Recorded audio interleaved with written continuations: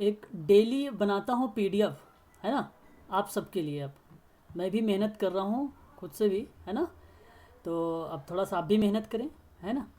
और देखिए मैंने पीडीएफ आप लोगों के ग्रुप में टेलीग्राम पर भेज दिया है, मिल गया कि नहीं पीडीएफ, बताओ, मिला कि नहीं?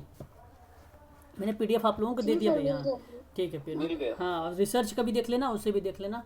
और आज का जो मेरा टॉपिक है, ये आज का जो टॉपिक है सामाजिक क्रिया का उद्देश्य। मैंने कल आप लोगों से बताया था कि सामाजिक क्रिया जो है समाज कार्य की एक सहायक प्रणाली है। प्लस में मैंने ये भी बताया था कि समाज के जो बहुत बड़े स्तर पर किसी सामाजिक परिवर्तन की जब कोशिश की जाती है, तो ऐसी प्रक्रिया पे हम लोग काम करते हैं, सामाजिक क्रिया। ठीक है, तो आप लोग ये चीज़ ध्यान रखिएगा। और फिर मैं आगे बढ़ता हूँ, और मैंने बहुत सारी चीज़ें कल बता दिया था आप लोगों से, उस सब चीज़ों का आप लोग खासकर ध्यान रखिएगा, है ना। तो क्या मैं एक बार रिवीजन करवा दूँ आप लोगों को कि कल वाली टॉपिक क्या क्या थी, बता दीजिए एक बार, कि फिर मैं आगे बढ़ूँ, जी यस सर। सर। रिवीजन करवा दूँ। ठीक है।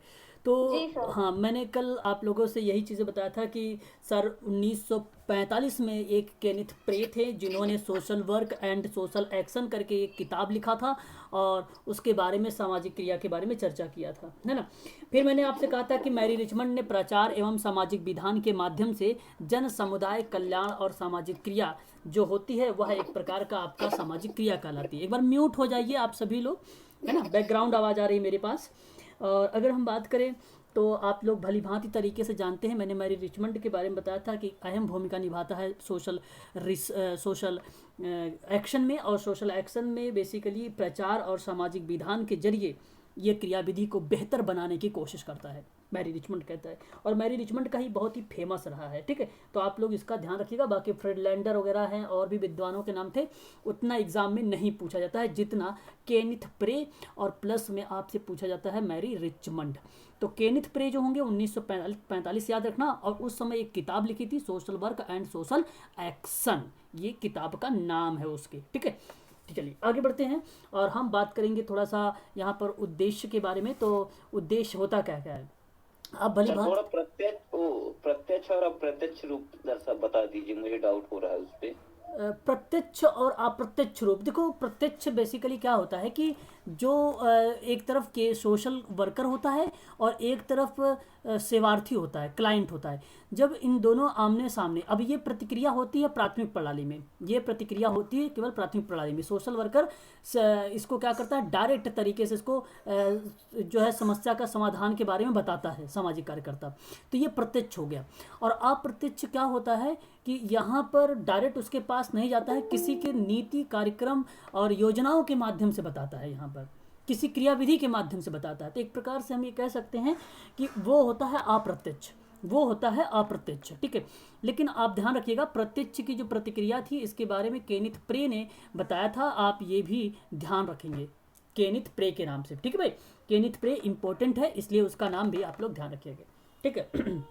चलिए मैं आगे बढ़ता हूँ इसी क्रम में। अब तो उद्देश्य के बारे में आप लोगों ने देख लिया कि जो है उद्देश्य मैं पढ़ा रहा हूँ, तो इसका उद्देश्य है कि स्वास्थ्य एवं कल्याण के क्षेत्र में स्थानीय और प्रांतीय राष्ट्रीय स्तर पर किए जाने वाले जो कार्य होंगे, वह होता है सामाजिक क्रिया।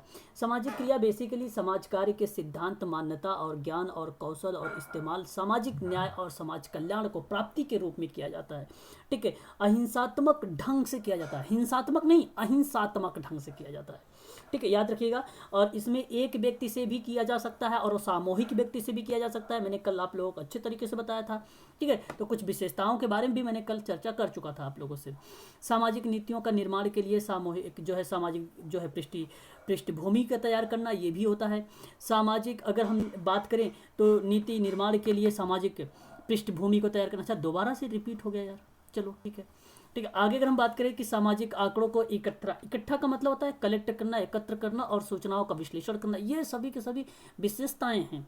और ये विशेषताएं हैं सामाजिक, सॉरी यार, ये उद्देश्य हैं सारी के सारी सामाजिक क्रिया के, सारे के सारे क्या है, सामाजिक क्रिया के उद्देश्य है। उद्देश्य कहता है कि प्रांत हो या स्थान हो या राष्ट्रीय स्तर हो, उस पर काम होगा। उद्देश्य ये कहता है कि कोई नीति का निर्माण करना होगा, तो वो सामाजिक पृष्ठभूमि तैयार करेगा, पहले बैकग्राउंड तो बनाएगा, तभी तो करेगा। ये कहता है इसका उद्देश्य, इसका उद्देश्य ये कहता है कि जो भी डेटा मिलेगा, जो भी आंकड़े होंगे, उसको हम कलेक्ट करेंगे और फिर उसके बाद हम सूचनाओं का क्या करेंगे, एनालिसिस करेंगे, विश्लेषण करेंगे। फिर कहता है कि अविकसित समूहों की मांग करेंगे, जो अविकसित समूह है उसकी मांग करेंगे।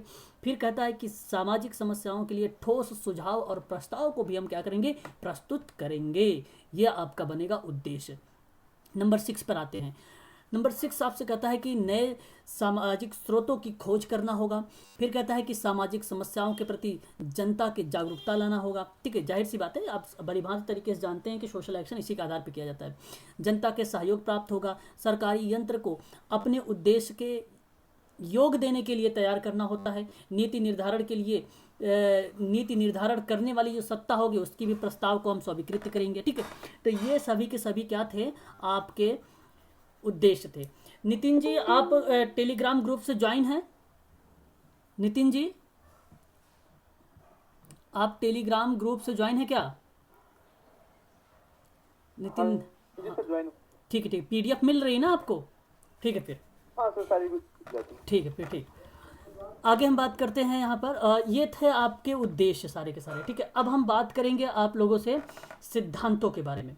वेरी वेरी मोस्ट इंपॉर्टेंट है, ये कुछ प्रिंसिपल्स हैं सोशल एक्शंस के जो एग्जाम में पूछे जा सकते हैं। जैसे एक होता है विश्वसनीयता का सिद्धांत होता है, एक होता है वैधता का सिद्धांत होता है, और एक होता है नाटकीकरण का सिद्धांत होता है। ठीक है, इतने सिद्धांत जो है हमें देखने को मिल जाते हैं। उद्देश्य क्लियर हो गया कि मैं एक बार दोबारा से रिपीट कर दूं, आप लोगों को बता दीजिए एक बार। उद्देश्य मैं ओरली एक बार बोल देता हूं। देखो, पहली बात ये स्थानीय स्तर पर होगा, राष्ट्रीय स्तर पर होगा। दूसरी बात नीति का निर्माण करेगा। तीसरी बात अगर हम करें तो जो असंगठित समूह होंगे जिसका विकास सही तरीके से नहीं हो पाएगा, उसका विकास करने की मांग करेगा। चौथी बात कहता था हम आंकड़ों को कलेक्ट करेंगे, फिर उसके बाद हम क्या करेंगे, आंकड़ों का विश्लेषण कर लेंगे। फिर कहता है कि भाई हम एक प्रकार से सुझाव को प्रस्तुत करेंगे, है ना। जो सुझाव होगा उसको सुसंगठित व्यवस्थित ढंग से हम उसको प्रेजेंट करेंगे। फिर कहता है कि नए स्रोतों का जो रिसर्च होंगे, नए स्रोत जो होंगे समाज के, उसकी हम खोज करेंगे और समुदाय से वो परे होगा। ध्यान रखिएगा, समुदाय से वो क्या होगा, परे होगा। फिर कहता है कि सामाजिक समस्याओं के प्रति हम लोगों की जागरूकता लाएंगे। फिर कहता है कि शासन प्रणाली में जो सरकार होगा उसके अपने उद्देश्य की प्राप्ति के लिए, सहायता के लिए, वो सहयोग के लिए, जो सहयोग देने के लिए वो तैयार करेगा, सहयोग देने के लिए वो तैयार होगा, या तैयार करना, ये प्रतिक्रिया हो जाती है। नीति और कार्यक्रमों का सरकार के द्वारा प्रस्तावित करना, उसका प्रयास करना, ये आपका उद्देश्य होता है ना। उद्देश्य कुछ ज़्यादा है नहीं। अगर हम बात करें यहाँ पर सामाजिक क्रिया के सिद्धांत पर, तो सामाजिक क्रिया का सिद्धांत कहता है कि नीतियों में परिवर्तन और स्वास्थ्य जनमत का निर्माण करना। और इसके प्रमुख सिद्धांत इस प्रकार है। एक होता है विश्वसनीयता का सिद्धांत। विश्वसनीयता क्या होती है, कोई बताना चाहेगा? विश्वसनीयता क्या होती है? विश्वसनीयता का मतलब होता है कि समुदाय, ध्यान रखिएगा कि समुदाय में इस बात से जागरूक होना है कि जो कार्यक्रम चलाए जा रहे हैं वह सब जन कल्याण के लिए हैं कि नहीं, और नेतृत्व के प्रति जनता में विश्वास उत्पन्न करना और अत्यंत आवश्यक होता है। तो ऐसी प्रतिक्रिया को हम लोग बोलते हैं विश्वसनीयता। क्या बोलते हैं हम लोग? विश्वसनीयता बोलते हैं। बात क्लियर हुई? एक बार जरा मुझे कंफर्म करिए आप लोग, क्या मेरी बात आप लोगों को क्लियर हो गई? हाँ, राइट। मतलब सर मैं यहाँ मेंशन करना चाहता हूँ सर, मतलब सामाजिक लक्ष्यों की पूर्ति होती हो सर। सामाजिक लक्ष्य की पूर्ति, विश्वसनीयता के विश्वसनीयता क्या होनी? विश्वसनीयता मतलब सामाजिक लक्ष्यों की पूर्ति होना, मतलब यही तो हुआ सर। बिल्कुल बिल्कुल, हम समुदाय के इस बात से जागरूक कराना होता है कि भाई कार्यक्रम चलाए जो भी जा रहे हैं उसमें सब लोग जन कल्याण के लिए है कि नहीं है, वही है विश्वसनीयता।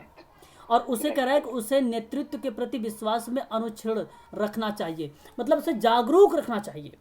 ठीक है, ये चीजें आपसे बताई जाए। मैं ये कह रहा हूँ समाज कल्याण, जो समाजवाद की जो भावना है उसके अनुरूप ही है ना सर, उससे मिलता जुलता है। हाँ, अनुरूप ही होगा समाज कार्य के भी, और सामाजिक क्रिया विश्वसनीयता होना जरूरी, ये सिद्धांत होता है आपका। दूसरी बात ध्यान रखिएगा, इस सिद्धांत पूछा जाता है कि विश्वसनीयता कौन सा है, तो आप बता देना।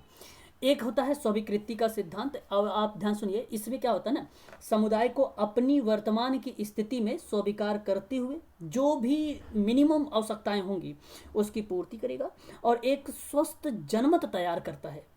एक स्वस्थ जनमत का मतलब समझ गए होंगे, जन का तैयार करता है ना, और फिर उसके बाद इस सिद्धांत की विशिष्टता को बताता है, स्पेसिफिक चीज़ों के बारे में बात करता है। तो यहाँ पर अगर आप देखें तो समूह और समुदाय की उसकी वर्तमान स्थिति को स्वीकार करेगा और फिर प्राथमिकता के आधार पर आवश्यकताओं की पूर्ति के लिए एक स्वस्थ जनमत तैयार करेगा, और इस सिद्धांत के ही अंतर्गत ये प्रतिक्रिया चालू हो जाती है या जारी हो जाती है। तो ये सामाजिक क्रिया का ही सिद्धांत है। स्वीकृति होना चाहिए, सबको एक्सेप्ट करो, फिर उसमें विश्वसनीयता होनी चाहिए, और विश्वसनीयता कैसी होनी चाहिए, कार्यक्रम के आधार पे होना चाहिए कि वो जागरूक है कि नहीं जागरूक है, उनको जागरूक रखना भी है आप लोगों को, जन कल्याण के लिए होना चाहिए विश्वसनीयता। ठीक है, ये चीज़ आपको ध्यान रखना होगा। वैधता का सिद्धांत, वैधता के सिद्धांत के बारे में बात करें जी। कुछ पूछ रहे हैं क्या, कुछ पूछ रहे हैं क्या? नहीं तो म्यूट हो जाइए। संदर्भित जनता जिसके लिए, देखो इसके अगर हम बात करें वैधता के बारे में, वैधता कहता है कि समुदायों की जनता जो जिसके लिए आंदोलन चलाया जा रहा है, अथवा हम ये भी बोल सकते हैं ना कि कार्य किया जा रहा है, तो उनको विश्वास हो कि आंदोलन नैतिक और सामाजिक रूप से उचित है। बात को समझिएगा, सामाजिक रूप से और नैतिक रूप से वो उचित है। और जब ऐसी प्रतिक्रिया सहयोग वाली प्राप्त हो तो आप समझ जाया करो कि वैधता की बात कर रहा हूं मैं। सामाजिक क्रिया में अगर सिद्धांत वैधता होता है तो ये कहता है कि संदर्भित जनता जिसके लिए आंदोलन चलाया जा रहा है, यह कार्य किया जा रहा है, जन सामान्य को विश्वास हो कि आंदोलन जो है नैतिक और सामाजिक रूप से वो उचित है, और इस मान्यता के आधार पर ही ये सहयोग प्राप्त हो जाता है। तो इस प्रतिक्रिया को सामाजिक क्रिया के सिद्धांत में हम इसको बोलेंगे वैधता का सिद्धांत, हम इसे बोलेंगे वैधता का सिद्धांत। ठीक है, एक कीवर्ड्स पकड़ना कि आंदोलन नैतिक और सामाजिक रूप से उचित होना चाहिए, और वही बताता है वैधता, वही बताता है वैधता। ठीक है, तो जन सामान्य के लिए ये प्रतिक्रिया चालू होती है या चलती है। एक होता है नाटकीकरण का सिद्धांत।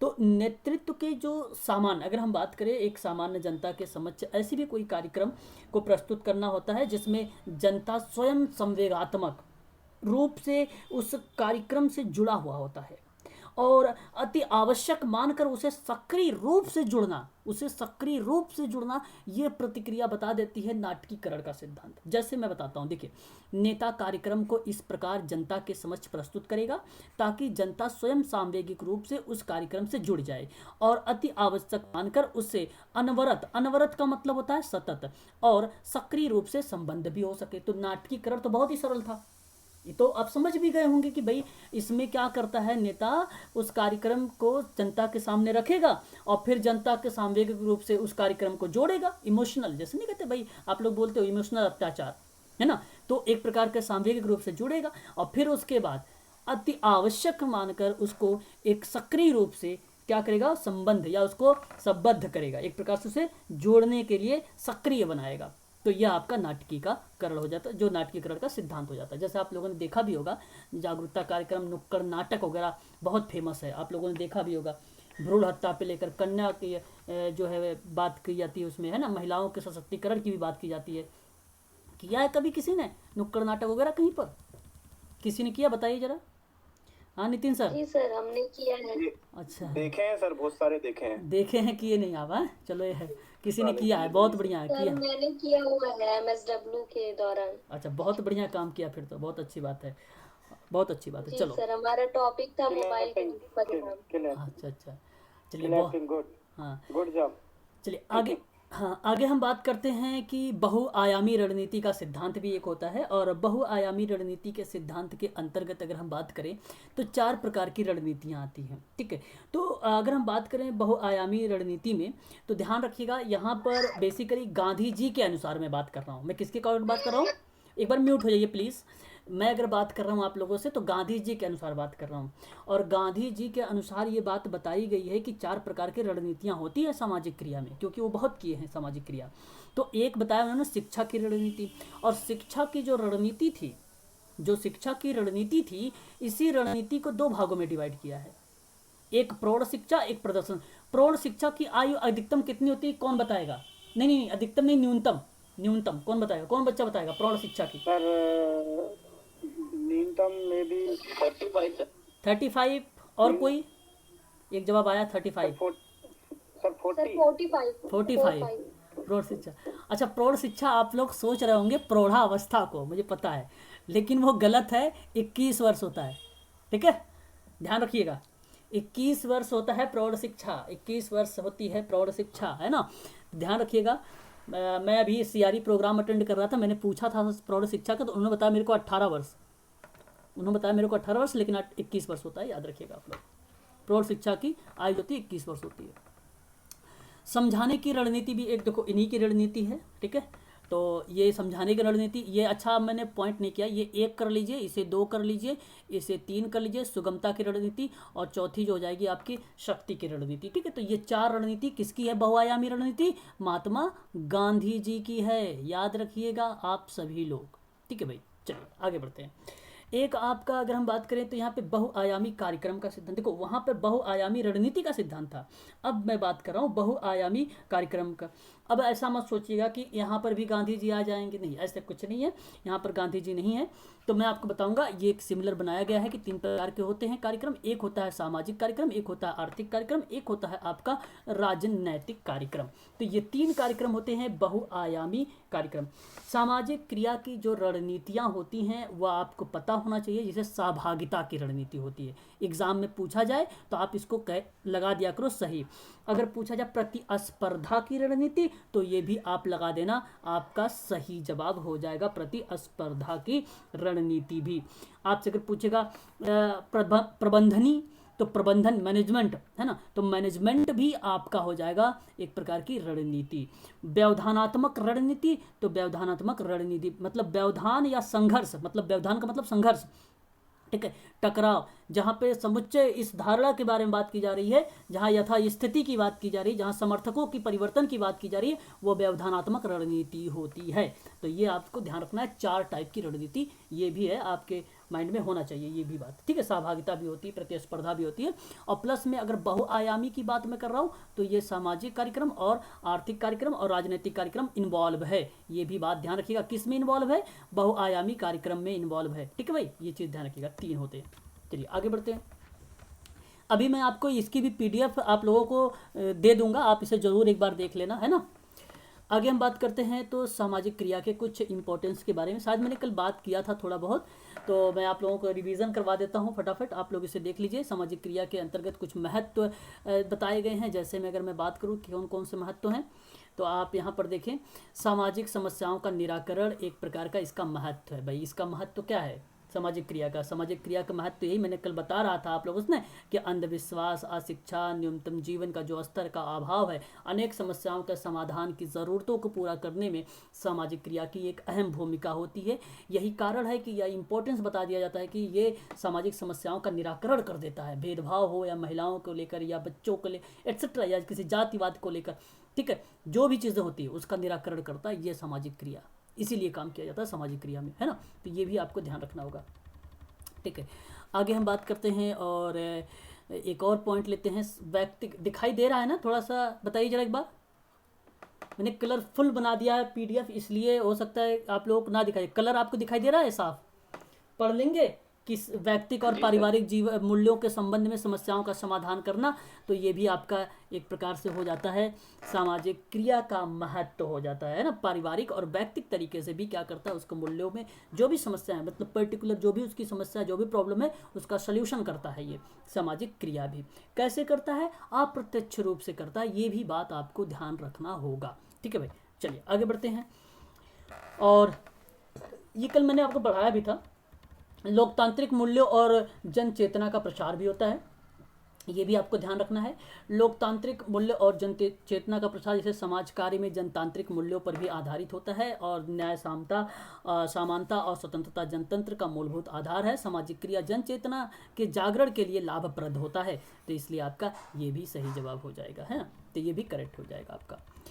आगे अगर हम बात करते हैं नेक्स्ट पॉइंट पर, तो आपके सामने आता है संगठनात्मक प्रक्रियाओं का प्रोत्साहन करना, मतलब मोटिवेट भी करता है एक प्रकार से संगठनात्मक प्रतिक्रियाओं में, जहाँ पे समाज में विभिन्न लोग और वर्गों के एक साथ रहते हैं और उसके द्वारा अनेक प्रकार की सामाजिक प्रक्रियाएं होती हैं, और उनके साथ प्रयोग में जो चीज़ें लाई जाती हैं वह कहलाती है आपका संगठनात्मक प्रक्रियाओं का मोटिवेशन, एक प्रकार का प्रोत्साहन, ठीक है। तो ये भी आपका करेक्ट हो जाएगा, ये भी सामाजिक क्रिया का एक महत्व है, ठीक है। तो महत्व को ध्यान रखिएगा, आपके इसके अंदर नहीं पूछेगा, केवल पूछेगा कि महत्व कौन कौन से होते हैं ना, आपको पता होना चाहिए वहाँ पर इसके कॉमन सेंस, तो अगर जब पता होंगे तब आप इजीली कर पाएंगे, है ना। चलिए आगे बढ़ते हैं। अब हम बात करेंगे सामाजिक क्रिया के क्षेत्रों के बारे में। जरा मुझे बताएंगे आप लोग सामाजिक क्रिया का क्षेत्र कौन कौन से हैं? कोई भी मुझे बताए जरा सामाजिक क्रिया के क्षेत्र।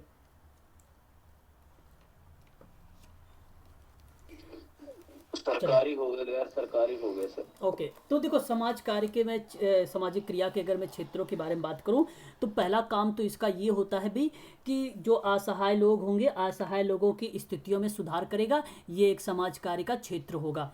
अगर हम बात करें सामाजिक आंदोलन तो ये भी एक प्रकार का सामाजिक क्रिया का क्षेत्र होगा। शिक्षा जागरूकता की बात करें या भ्रष्टाचार को रोकने की बात करें या बेरोजगारी का निवारण की बात करें या कुरीतियों को दूर करने की बात करें या मनोवृत्ति में बदलाव लाने की बात करें या अनुसंधान करने की बात करें, शोध करने की बात करें, शोषण को समाप्त करने की बात करें, युवा कल्याण की बात करें, वृद्धा कल्याण, निर्धन, सशक्तिकरण, केस वर्क करना, ग्रुप वर्क करना, कम्युनिटी वर्क करना, ये सभी के सभी सामाजिक क्रिया का एक प्रकार का क्षेत्र माना जाएगा। तो बहुत ब्रॉड क्षेत्र है इसका, कहीं पर भी ये किया जा सकता है। ठीक है, चलिए एक एक करके देखते हैं क्या क्या चीज़ें इसमें आती हैं क्षेत्रों में। तो पहला पॉइंट आपके सामने ये आया है सामाजिक सुधार को लेकर। ठीक है, तो सामाजिक सुधार अगर आप कर रहे हैं तो यहाँ पर एक प्रकार से ये भी क्षेत्र ही माना जाएगा जिसमें सामाजिक सुधार वास्तव में समाज में होने वाली विषमताएं, ये विषमताएं लिखा हुआ है, विषमताओं के लिए किया जाता है, जिसमें समाज में व्याप्त समस्याएं हैं, कुरीतियां हैं, जो उसको दूर करने की बात करता है और उन्हें सक्रिय बनाने की बात करता है, उनकी समस्याओं को समाप्त करने की बात करता है, शोषण को दूर करने की बात करता है। ये सभी प्रतिक्रिया जो है सामाजिक क्रिया के क्षेत्र के साथ साथ आपको यहाँ पर हो जाएगा सामाजिक सुधार, एक प्रकार का सामाजिक क्रिया का क्षेत्र। ठीक है, और आप समझ गए होंगे सामाजिक सुधार क्या क्या चीज़ें होती हैं, है ना। शोषण को दूर करना है, जो भी विषमताएं हैं उसको भी दूर करना है, कुरीतियाँ जो भी है उसे भी दूर करना है, जो भी सामाजिक बुराई वगैरह है, असामाजिक व्यवहार है, उसको दूर करना ही एक प्रकार का सामाजिक सुधार के अंतर्गत आ जाएगा। बाकी वो तो आपका होगा ही, जो मैंने बोला है आपको वो भी क्षेत्र ही माना जाता है। ठीक है, जैसे असहाय लोगों को मैंने बताया ना भी, शिक्षा जागरूकता वगैरह, वो सभी के सभी माने जाएंगे। नेक्स्ट बात करते हैं हम तो सामाजिक मनोवृत्ति में बदलाव।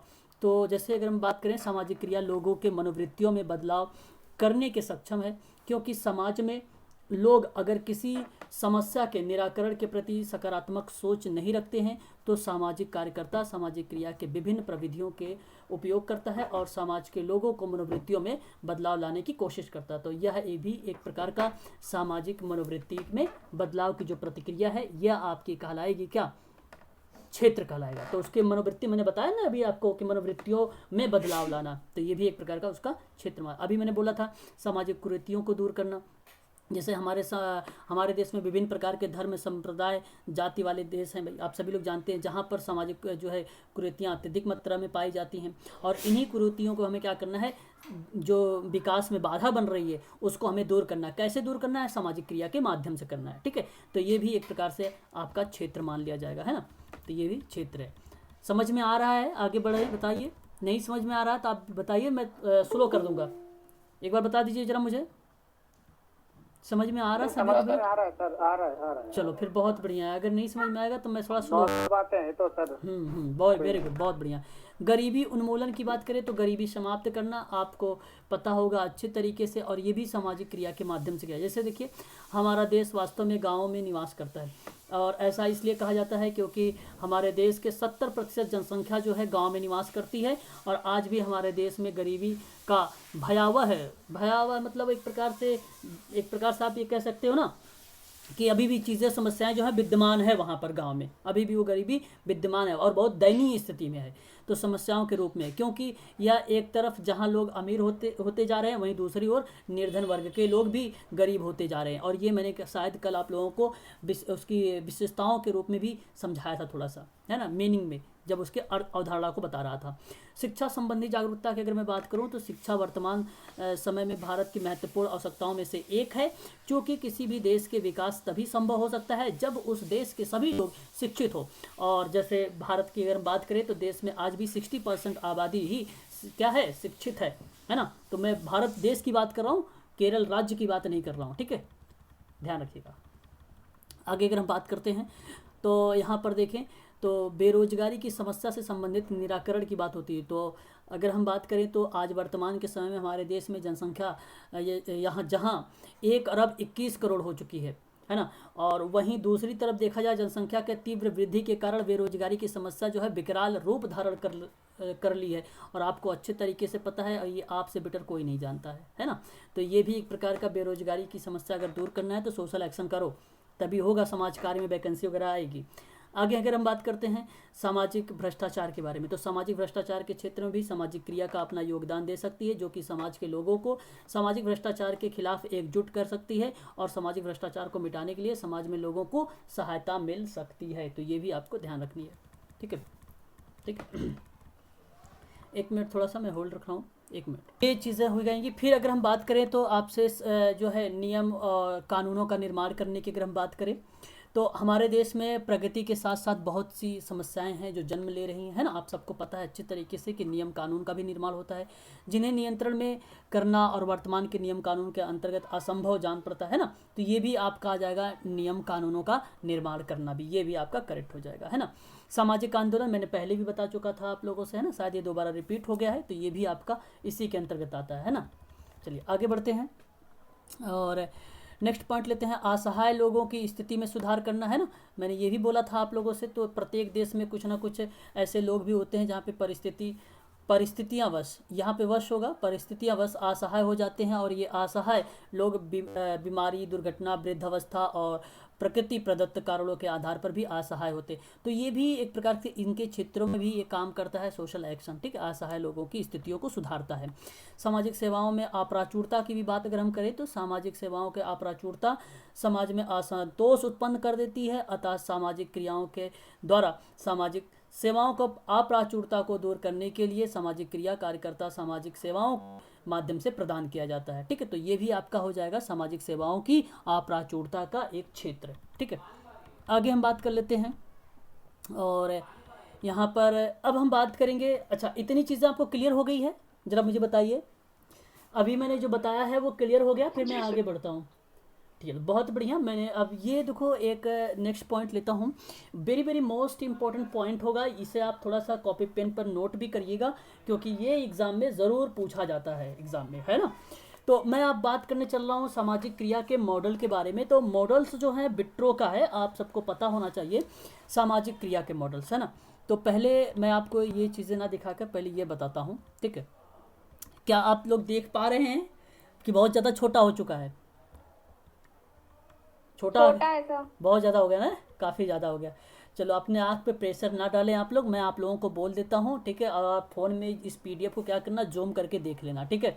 बाकी अब मुझे समझ में आ गया है, मैं इतना छोटा पीडीएफ नहीं बनाऊँगा, ठीक है।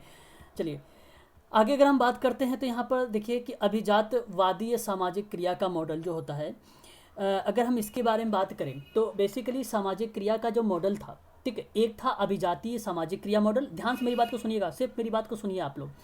एक था लोकप्रिय सामाजिक क्रिया मॉडल था, एक था आपका संस्थागत और गैर संस्थागत था, चौथा था सामाजिक क्रिया का गांधीवादी मॉडल। 4 टाइप के मॉडल थे। ज़्यादातर जो एग्ज़ाम में पूछे गए हैं अभिजाती को लेकर। 2018 का आप अगर क्वेश्चन पेपर देखेंगे, आज मैंने तन्वी जी ने आज मुझे सेंड भी किया था, मैंने मंगवाया था, तो उसमें देखा उस क्वेश्चन को, और ये क्वेश्चन जो है पूछा गया है। और कैसे पूछा गया है थोड़ा सा ध्यान रखिएगा कि जो अभिजाती मॉडल आया सामाजिक क्रिया में वो था बिट्रो का, सन 1984 का, सन 1984 में आया था ये। अब 1984 में जब ये सामाजिक क्रिया का मॉडल आया था बिट्रो का, तो इसने कहा कि भाई एक होता है अभिजाती मॉडल, और जो दूसरा इसी के अंतर्गत, देखो अभिजाती के ही अंतर्गत इसने कहा कि एक विधायी सामाजिक क्रिया का, ये लिखा हुआ था कि पूछा था कि निम्नलिखित में से जो है अभिजात सामाजिक क्रिया का मॉडल जो है बिट्रो का नहीं है, ऐसे कुछ बनाया हुआ है, आप लोग देख लेना, मैं करवाऊंगा जल्दी क्वेश्चन, तो वो क्लियर कर दूंगा आप लोगों से। तो उसमें था आपका विधायी सामाजिक क्रिया मॉडल, ये अभिजातीय सामाजिक क्रिया का मॉडल के अंतर्गत आता है। ध्यान रखिएगा, ये इसमें बेसिकली क्या, जितने वो सारी चीज़ें चलाई गई थी आंदोलन वगैरह, जैसे राजा राम मोहन राय के द्वारा सती प्रथा की बात अगर मैं करूं, या ईश्वरचंद विद्यासागर के द्वारा, या मैं आपसे बात करूं आरटीआई के बारे में जहां पे एक सीएम के द्वारा एक निर्णायक भूमिका की बात हुई थी, तो ये सभी के सभी विधायक सामाजिक क्रिया के मॉडल के अंतर्गत आते हैं। ठीक है, जहाँ पे आप सीधा एक बात याद रखो, विधायी सामाजिक क्रिया मॉडल कौन सा होता है, वो होता है जहाँ पर जो समाज सुधारक लोग थे उनकी जो भूमिका होती है, ठीक है, उसमें आता है विधायी सामाजिक क्रिया मॉडल। ठीक है, अगर दूसरा इन्होंने बताया था आर्थिक स्वीकृति का मॉडल बताया था, दूसरा मॉडल। और ये जो दूसरा था ये था आर्थिक, ये कहने का मतलब था श्रम अधिकारियों से रिलेटेड था, ये था चिकित्सा बीमा से। अब मैं आपको बता रहा हूँ ना, इतना डीप में मत जाना आप लोग, वरना फिर तो इसी में पड़े रह जाओगे और क्वेश्चन ये आएगा भी नहीं। आपको सिर्फ इतना पूछा है प्रश्न में कि इस अभिजात्य सामाजिक क्रिया का मॉडल के अंतर्गत कौन कौन आते हैं, तो आपको विधायी पता होना चाहिए। और विधायी में ये भी पता होना चाहिए कि भाई जितने समाज सुधारक थे इनके नाम, कि इन्होंने इसके माध्यम से इन इन समस्याओं को दूर किया था, तो ये विधायी सामाजिक क्रिया मॉडल हो जाएगा। और फिर चिकित्सा बीमा की बात हो जाए, पुनर्वास की बात, रिहेबिटेशन की बात अगर मैं कर रहा हूँ, ठीक है। और अगर मैं बात कर रहा हूँ, जैसे आपने नाम सुना ही होगा कि जैसे झुग्गी झोपड़ी का नाम, ठीक है, उसमें सुधार करने की बात, उनको आर्थिक स्थिति प्रोवाइड करना, मतलब वृद्ध व्यक्तियों को भी आर्थिक स्थिति से उभारना, जैसे उनको पेंशन वगैरह प्रोवाइड कर देना, ठीक है। बहुत सारी योजना चलाई जाती हैं, किसानों के लिए भी योजना चलाई, अभी आप लोगों ने सुना होगा 2-2 हज़ार रुपये करके आ रहा है अकाउंट में उनके, है ना। तो ये भी जो है सभी के सभी आर्थिक स्वीकृति का मॉडल को रिप्रेजेंट करता है। तो इसमें श्रम अधिकारी आएंगे, चिकित्सा बीमा आएगा, पुनर्वास की शिक्षा, मतलब पुनर्वास की शिक्षा ही ना कह लो, और भी चीज़ें इन्वॉल्व कर सकते हो, उस व्यक्ति को भी पुनर्वास करना, जैसे अपराधी कोई व्यक्ति है उसे पुनर्वासित करने की प्रक्रिया भी इसी में आएगी, आर्थिक स्वीकृति में ही आएगी, ठीक है। और नेक्स्ट अगर हम बात करते हैं प्रत्यक्ष भौतिक मॉडल के बारे में, तो क्या होगा, बन रहा है, चलो अच्छा, ठीक है। तो ये चीज़ें आपको ध्यान रखना होगा। तो प्रत्यक्ष जो भौतिक मॉडल होगा आपका, ये रिप्रेजेंट करता है किसको, अभिजातीय सामाजिक क्रिया के मॉडल की पार्टी बन जाता है ना, प्रत्यक्ष वाला। तो इसमें क्या क्या आता है, जैसे आपको मैं बताऊं, जैसे एक वो निकाली गई थी, क्या बोलते हैं, आप लोगों ने नाम सुना भी होगा, मूवी निकाला गया था। अगर आपके पास इग्नू की बुक होगी तो आप उसको पढ़ना एक बार अच्छे से, आपको पता चल जाएगी।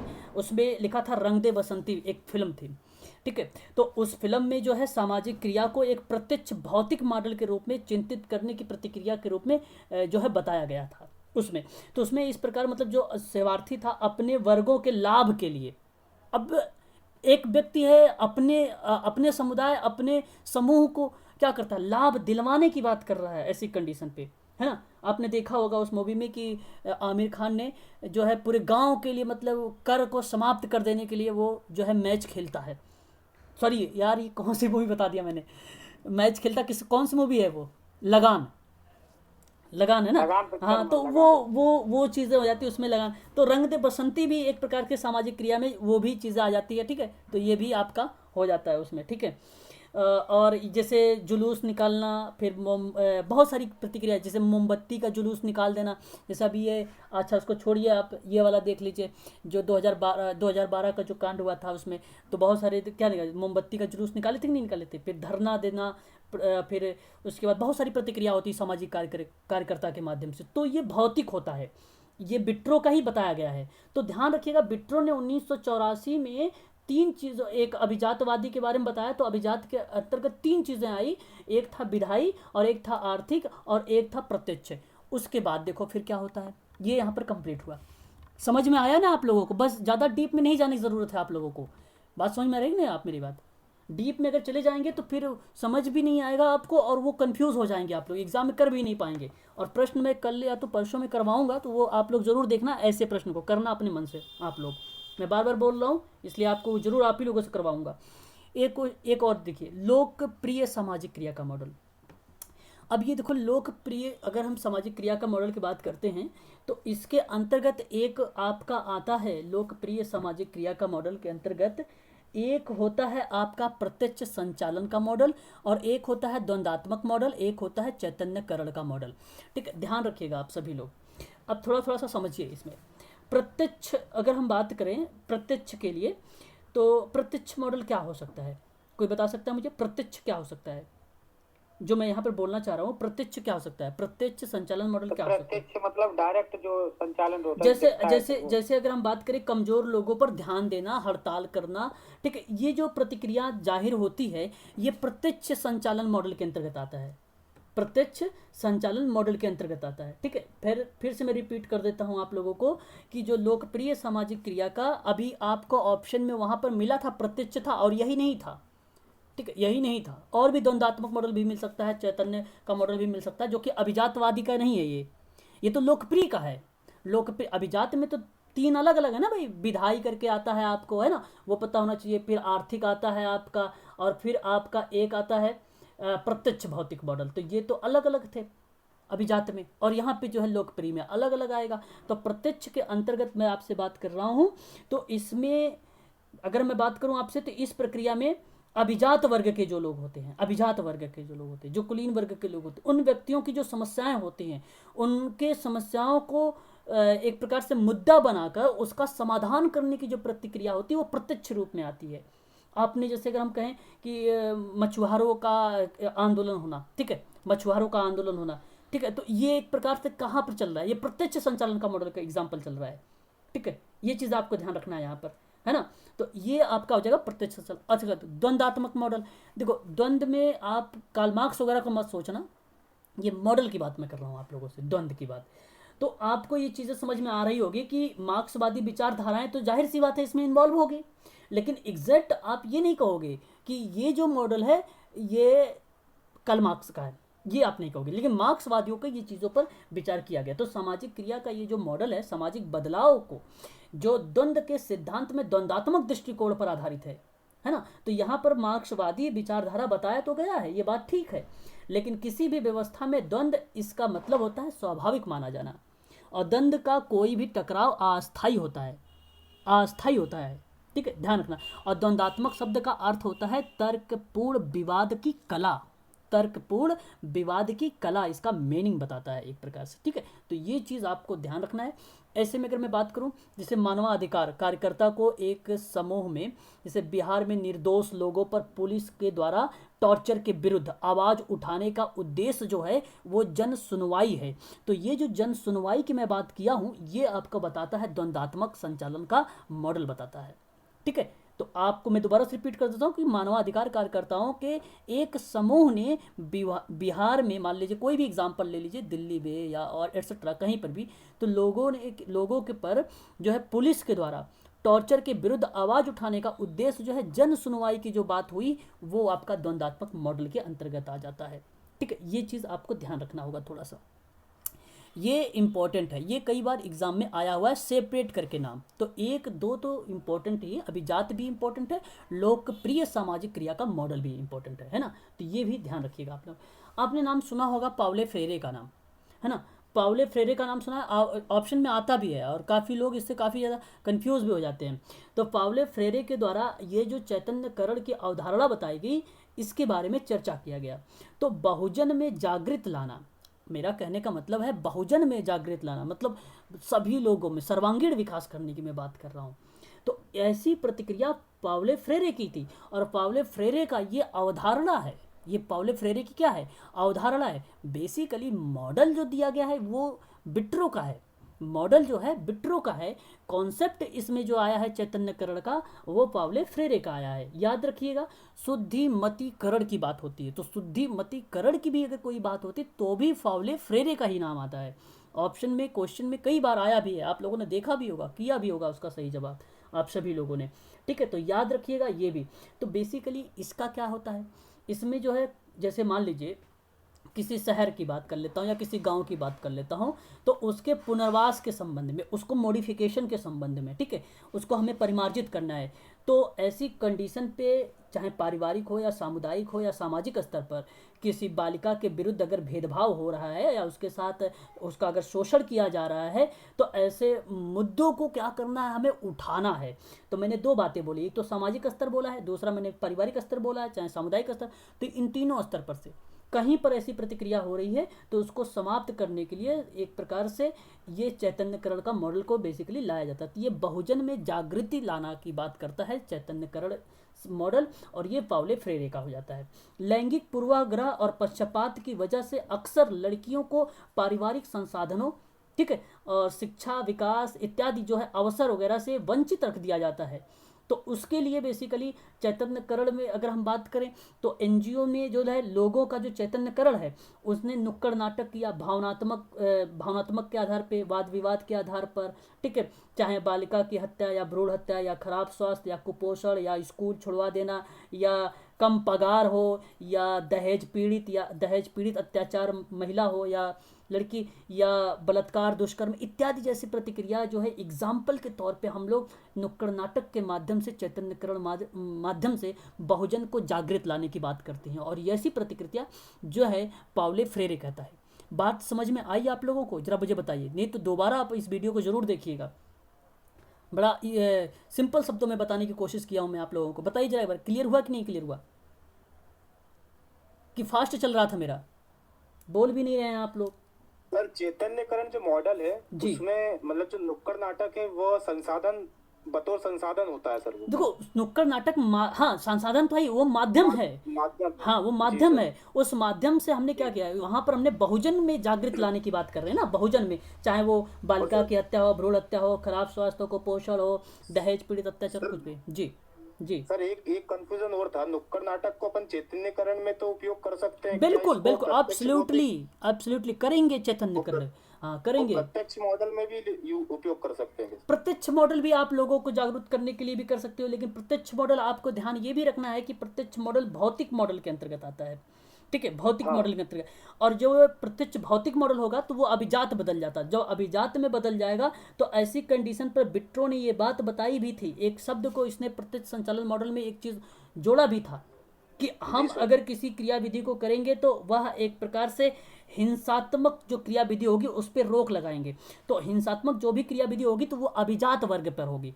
तो यहाँ पे पर्टिकुलर केवल अभिजात वर्गों के बारे में बात कर दिया, उनके साथ जो अन्याय हो रहा है उनकी बात कर रहा है, उनके साथ जो उनका जो शोषण किया जा रहा है, कुलीन वर्ग के जो लोग हैं उनके बारे में बात मैं कर रहा हूँ, वो पर्टिकुलर उनके बारे में। लेकिन चैतन्यकरण में ऐसी बात नहीं कही गई है, ठीक है, चैतन्यकरण में ऐसी बात नहीं की गई है। जी बताइए सर।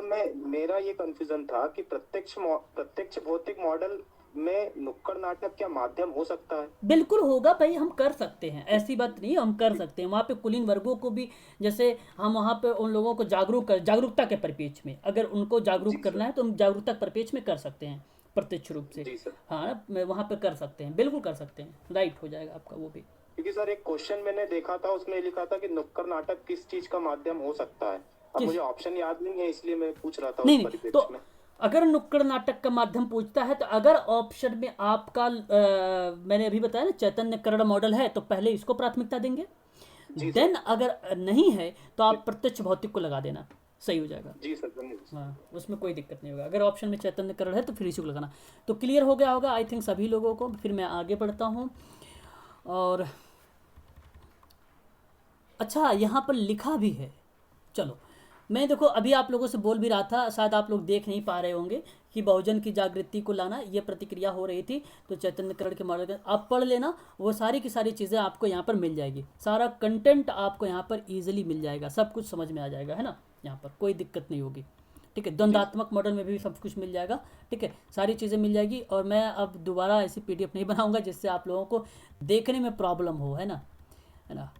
चलो अच्छा ये हो गया मॉडल आपका समाप्त, बस यहीं तक था, ठीक है। अच्छा अभी मैंने 2-3 चीज़ों के और भी नाम बताए थे, जैसे मैं ऊपर चलता हूँ 1 मिनट थोड़ा सा। अच्छा यही 2 इम्पोर्टेंट है, मैंने इसी 2 को लिया है, बाकी नहीं है।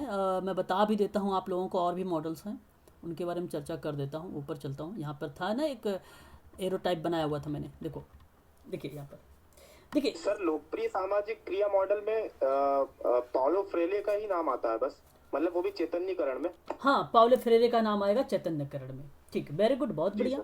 सामाजिक क्रिया को लोकप्रिय सामाजिक क्रिया कहने वाला अगर जो व्यक्ति है वो आपको अगर हम बात करें तो बिट्रो का नाम आएगा, ठीक है, बिट्रो का नाम याद रखिएगा आप सभी लोग। लेकिन अगर केवल चैतन्यकरण की बात होती तो आप वहाँ पर अगर आप पूछ ले कि लोकप्रिय सामाजिक क्रिया का प्रत्यक्ष संचालन मॉडल किसने दिया है तो बिट्रो का नाम आएगा, इसमें हाँ इसका नाम नहीं आएगा, है ना। बिट्रो ने अपनी अवधारणा बोला है, ये तो हम पढ़ रहे हैं मॉडल थोड़ी ना बोला है उसने अवधारणा बोला है ना, कॉन्सेप्ट बोला है। आगे बात करते हैं। सामाजिक क्रिया के प्रारूप में और भी एक नाम होता है, जैसे अगर हम बात करते हैं तो एक देखो संस्थागत होता है, एक होता है गैर संस्थागत, ठीक है।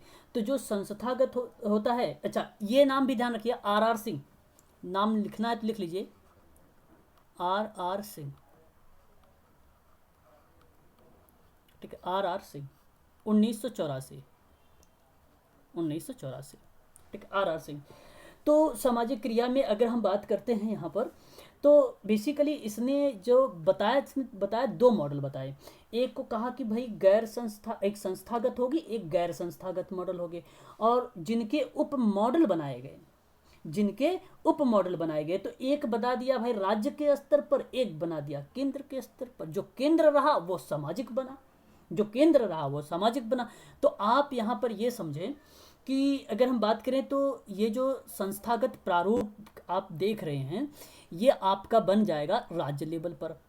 और अगर हम बात करें यहाँ पे संस्थागत प्रारूप, तो ये बन जाएगी, ये ऑलरेडी लिखा भी है, किसी क्वेश्चन में नहीं लिखा होता है सामाजिक, बात को समझिएगा। संस्थागत जो है एक राज्य लेवल पर होगा, अभी आप आइडेंटिफाई भी करेंगे कि कैसे पहचाने कि राज्य पर है ये समाज पर है, और दूसरा जो हो जाएगा आपका समाज पर हो जाएगा। अब देखो, ये था आपका किसका, ये था आपका भाई जो संस्थागत था, और मैंने दूसरा बोला था, ये था आपका संस्थागत, दूसरा मैंने बोला था गैर संस्थागत। इसके भी 2 उप मॉडल थे। एक को बोला गया सामाजिक संस्थागत, ठीक है। ये इसमें देखो लिखा हुआ है, मैं बार बार बोल रहा हूँ, लिखा हुआ है, उसमें लिखा हुआ नहीं मिलेगा। अगर लिखा हुआ मिल जाता तो फिर तो आप आइडेंटिफाई कर लेंगे। और दूसरी की बात मैं करता हूँ, ये एक था आपका जनवादी, या आप इसे कह सकते हो आंदोलनात्मक प्रारूप, या सर्वमान्य प्रारूप बोल सकते हो, ठीक है। तो इसे आप आंदोलनकारी, ये हटकर है, ये गांधीवादी का प्रारूप है, ये हटके। तो अब भी हम इन्हीं के 4 के बारे में थोड़ा सा जानेंगे। अब थोड़ा सा समझिए आप सभी लोग, ये जानते हैं राज्य वाला क्या था? जानते हैं क्या था? ये राज्य के द्वारा, या जो राज्य सरकार के द्वारा जो भी चीज़ें चलाई जा रही थी, ठीक है, जो भी कार्यक्रम या जो भी नियोजन, जो भी नीति वगैरह चलाई जा रही थी सरकार के द्वारा, तो सामाजिक क्रिया को अप्रत्यक्ष रूप ले लेता था अब ऐसे तो थोड़ी ना घर घर पे जाकर उसको बताना। अब सोशल वर्कर ये काम करता भी नहीं है, पहली बात कि वो उसके पीछे पीछे जाए, ठीक है। तो कहने का मतलब ये हुआ कि सामाजिक क्रिया में बेसिकली अप्रत्यक्ष तो आपको पता ही होना चाहिए, क्योंकि ये दूसरा सहायक प्रणाली है, तो अप्रत्यक्ष जाहिर सी बात है ये होगा। तो ये सामाजिक क्रिया जो है अप्रत्यक्ष रूप ले लेती थी। तो ऐसे पे लक्ष्य था ये कि लोगों की भागीदारी से, ठीक है, उनको लाभ करने से था, ठीक है, उनको लाभ देने से था, संबंध में था। तो यहाँ पर जैसे टीकाकरण, स्वास्थ्य, निःशुल्क और उसकी जांच करने की बात हो जाए, या जागरूकता की भी बात हो जाए, तो राज्य स्तर के लेवल पर ये किया जाता था संस्थागत के माध्यम से, ठीक है, ये संस्थागत। लेकिन याद रखिएगा यहाँ पर अगर हम एक बात बताएं आप लोगों से, तो ये था राज्य स्तर पर, तो राज्य सरकार के माध्यम से। जो आप देखेंगे सामाजिक लेवल पर, यहाँ आपको थोड़ा सा हट के मिलेगा। तो ये जो था सामाजिक क्रिया, इसकी शुरुआत बेसिकली स्वयंसेवी संगठनों के द्वारा किया गया। और स्वयंसेवी संगठन बोलते हो आप एनजीओ को। तो एनजीओ के द्वारा जब किया जा रहा था, तो सरकार की ओर से फाइनेंस सहायता प्राप्त करने के मतलब उससे जो प्राप्त हो रहा है या नहीं भी प्राप्त उससे हो रहा है, तो उन लोगों के बीच में जो सक्रिय भागीदारी थी उसकी भूमिका निभाने की बात कर रहा था। फिर से रिपीट कर रहा हूँ, बात समझिए। मैंने कहा ये तो आपका एनजीओ के द्वारा चलाया जाता है। दूसरी बात ये कहता है कि सरकार की ओर से जो फाइनेंस सहायता प्राप्त हो रही है या नहीं भी हो रही है, प्राप्त हो भी रही है या नहीं भी हो रही है, तो उनके रूप में, यानी इस प्रक्रिया के रूप में जो लोगों की भागीदारी हुआ करती थी वो सक्रिय रूप से हुआ करती थी। अगर नहीं भी हो रही तब भी होगी सक्रिय रूप से सामाजिक क्रिया के मॉडल में, पहली बात। दूसरी बात, यहाँ पर ये चीज़ें होगी कि जो ज़रूरतमंद के लोग होंगे उनको सेवा प्रोवाइड करानी होगी, उनको राहत दिलाना होगा, उनको, अच्छा, ये सारी क्रियाविधि होगी तो कानून के दायरे में भी होगी। और ये क्रियाविधि करेगी एनजीओ, सरकार नहीं करेगी, ये काम करेगी एनजीओ। ध्यान रखिएगा आप लोग कि जहाँ पे लोगों की भागीदारी और उनको सेवाएं मुहैया करवाना और उनकी ज़रूरतों को पूरा करना, ये एनजीओ काम करती है। ये सरकार करती है संस्थागत प्रारूप में, लेकिन सामाजिक वाले में नहीं करेगी, ठीक है, याद रखिएगा। ये सामाजिक क्रिया का मॉडल आर सिंह का था। बेसिकली इस मॉडल को जनवादी मॉडल के रूप में भी कभी कुछ लोग, कुछ विद्वान इसको बोलते भी है कि जनवादी मॉडल भी है ये, ठीक है। कभी कभी व्यक्ति क्या करने लगता है, आंदोलन वगैरह छोड़ देता है या छेड़ देता है, इस तरीके की क्रियाविधि हो जाती है ना। चलिए आगे बात कर लेते हैं। एक है आपका आगे गैर में, तो बेसिकली जो गैर में आता है ये आपका आता है सामाजिक रूप में एक संस्थागत मॉडल। तो जैसे मैंने बताया ना, स्वयंसेवी सहायता समूह के लोग हों और उसमें कुलीन वर्ग के लोग हो या वंचित वर्ग के लोग हो, अन्य पिछड़े वर्ग, मतलब कोई भी हो सकता है, और उनके हित के बारे में मांग करने की जो बात करता है सामाजिक क्रिया का संस्थागत मॉडल का, और ये गैर वाले में करता है। गैर जो एनजीओ के द्वारा चलाया जा रहा है सामाजिक संस्थागत प्रारूप, ये चाहे नागरिक हो, चाहे स्वयं सहायता समूह हो, चाहे जो भी जाति वर्ग के लोग हो, उनको मदद करने की बात अगर करता है तो ये सामाजिक संस्थागत प्रारूप करता है। ये आपका फिर करेक्ट हो जाएगा। और फिर उसके बाद सामाजिक आंदोलनात्मक प्रारूप होता है। और जानते हैं इसमें क्या होता है, इस प्रक्रिया के अंतर्गत अगर मैं आपसे बात करूं तो ये जो मॉडल है लोकप्रिय समाज, इसमें शक्ति मतलब सामाजिक आधार और शक्ति पर निर्भर है। ये जो मॉडल है सामाजिक आधार और शक्ति पर निर्भर है ये, और निर्भरता को निरस्त करता है और सामूहिक प्रयास करता है, सक्रिय भागीदारी, निरंतर शिक्षा के माध्यम से स्वतंत्रता पर बल देता है। ये लगभग क्या देता है, स्वतंत्रता पर बल देता है। इसमें जो सामाजिक क्रिया का रूप होता है वो एक आदर्श विचार होता है, जिसमें भागीदारी अपने खुद के अनुभव से इकट्ठा या कलेक्ट करता है और फिर एक दूसरे की सहमति से निर्णय लिया जाता है। तो एक दूसरे की सहमति से जब निर्णय लेंगे तो वह आंदोलनात्मक प्रारूप बन जाएगा। तो ये आपका करेक्ट जवाब हो जाएगा यहाँ पर, है ना। तो ये भी आपका करेक्ट जवाब हो जाएगा, ठीक है।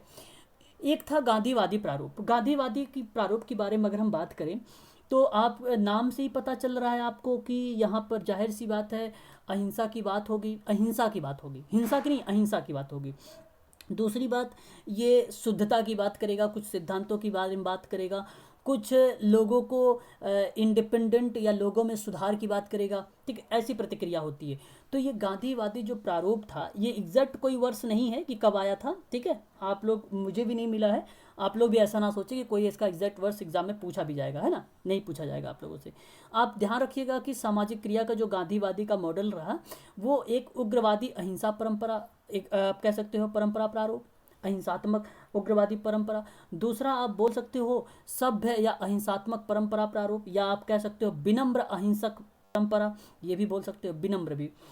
तीसरा आपका था कि नागरिकों के जो है संरचनात्मक कार्य का प्रारूप, इसको हम बोल सकते हैं रचनात्मक कार्य का नागरिकता का मॉडल भी। दो नाम है, मतलब रचनात्मक कार्य के नागरिकता के मॉडल के आधार पर भी बोल सकते हैं हम इसको। अब देखो उग्र में क्या था, जैसे अहिंसा का इसका आधार ये होता था कि भाई बेसिकली जो सामाजिक क्रिया के राजनीतिक और क्रांतिकारी चरित्र था उसकी आवश्यकता, जिसमें पूरी तरह से शांतिपूर्ण उपायों के केवल जमीनी स्तर पर किए गए रचनात्मक जो कार्य थे उस पर निर्भर नहीं हुआ करता था, बल्कि वो आम जनता के संचालन के लिए था। वो आम जनता के संचालन के माध्यम से शक्ति और संसाधन का क्या करता था, प्रोवाइड करता था, शक्ति और संसाधनों का वो वितरण करता था, प्रोवाइड करता था ये। लेकिन ध्यान रखिएगा ये जमीनी स्तर पर नहीं था, ठीक है, याद रखिएगा। ऑप्शन में मिल जाता है कि केवल जमीनी स्तर पर किए गए रचनात्मक कार्य पर निर्भर, तो नो। और जैसे केवल लिखेगा तो वहाँ पे क्लियर हो जाएगा, लेकिन अगर लिख देगा कि जमीनी स्तर पर किए गए रचनात्मक कार्य पर निर्भर, तो भी नहीं हो। तो ये तो उस पर था ही नहीं, ये तो आम जनता के संचालन के माध्यम से शक्ति और संसाधनों का पुनः वितरण करने पर विश्वास दिलाने की बात है। जैसे चिपको आंदोलन व्यवसायिक उपयोग का था, ठीक है, कटाई को रोकने को लेकर था, है ना, ये चीजें ठीक नहीं, वो था यहाँ पर चिपको आंदोलन, ये आप समझ सकते हैं यहाँ पर चिपको आंदोलन।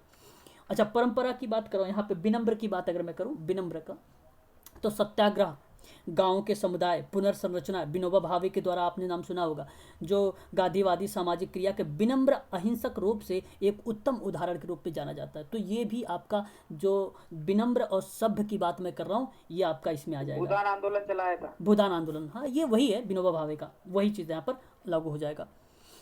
फिर आपका अगर मैं बात करूँ तो नागरिकों का जो है रचनात्मक अगर हम कार्यों की बात करें तो यहाँ पर शिक्षा के जरिए जो है सामाजिक क्रिया के जमीनी स्तर पर नागरिकता को केंद्र में बना लिया जाता है। यहाँ पर देखिए यहाँ पर कि जमीनी स्तर पर नागरिकता को केंद्र बनाया गया है, नागरिकता को, तो यह रचनात्मक कार्य पर निर्भर हो जाएगा।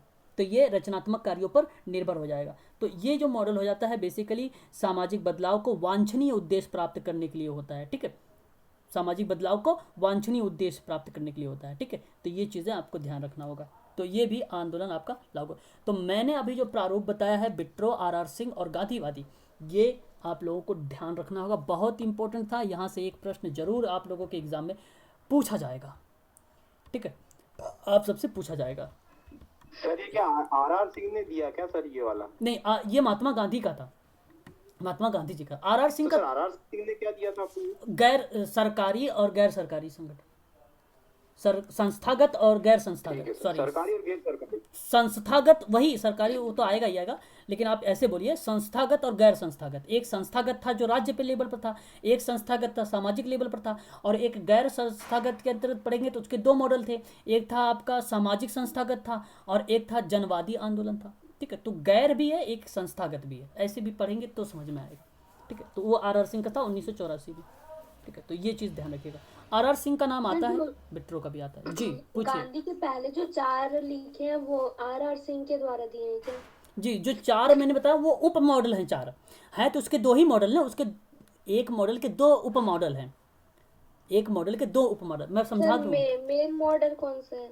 मैं समझाता हूँ फिर से, तुम समझे नहीं शायद। ये देखो ध्यान से देखो, यहाँ से देखो, ये बेसिकली आप जो देख रहे हैं यहाँ पर दिखाई दे रहा, इसको ना हम क्या करते हैं, देखो यहाँ पर यहाँ तक देखेंगे, यहाँ तक ये दिख रहा है ना आपको, मैं पेन चला रहा हूँ। जी अब देखो यहाँ पर जी सर। इसमें 4 हैं, एक ये रहा, ठीक है, एक ये रहा, 2 ये रहा, 3 ये रहा, ये तीसरा है, ये चौथा है, और ये जो 1 2 है ना ये संस्थागत है, ये संस्थागत के अंतर्गत आएंगे, और ये जो 3 और 4 दिखा रहा हूँ ये गैर संस्थागत के अंतर्गत आएंगे, ये गैर संस्था के अंतर्गत आएंगे। हालांकि उसके 2 है, एक संस्थागत है एक गैर संस्थागत है। ये 4 की बात अगर करता है तो ये 4 उप मॉडल हैं, और ये चारों के चारों आर सिंह के ही है। ठीक है, उसी की डिफाइन किया ना, किसी के अंतर्गत डिफाइन किया जाता है, वो डिफाइन किया है। ठीक है, तो यहाँ आपका सामाजिक क्रिया का मॉडल जो है आज आपका समाप्त हो गया, सामाजिक क्रिया। ठीक है, आप इसके अंतर्गत एक बात याद रखेगा, खूनी रविवार के रूप में एक पूछा जाता है क्वेश्चन रूसी क्रांति को लेकर। ठीक है, तो ये थोड़ा सा आप ध्यान रखिएगा कि 1905 में एग्जाम में कई बार ये क्वेश्चन आया हुआ है, ये इसी का पार्ट है। ठीक है, खूनी रविवार के रूप में रूसी क्रांति जो हुई है 1905, ठीक है, ये याद रखिएगा।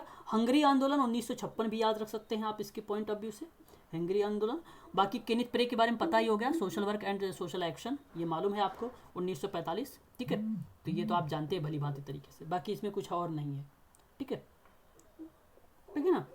आप पीडीएफ पर शेयर कर देना इसको, तो एक बार और देख लेंगे। हाँ बिल्कुल बिल्कुल, पीडीएफ आप ही के लिए बनाया गया है, मैं अभी सेंड कर दूंगा आप लोगों को। ये जब पीडीएफ पढ़ेंगे तो आपको दिखाई देगा पूरा पेज, चलो पूरा फ्रंट दिखाई देगा, आप थोड़ा सा जूम कर लेना, दिखाई एक देगा। बार रिवाइज हो जाएगा ऐसे तो ठीक है। जब पीडीएफ आप पढ़ाते थे उसके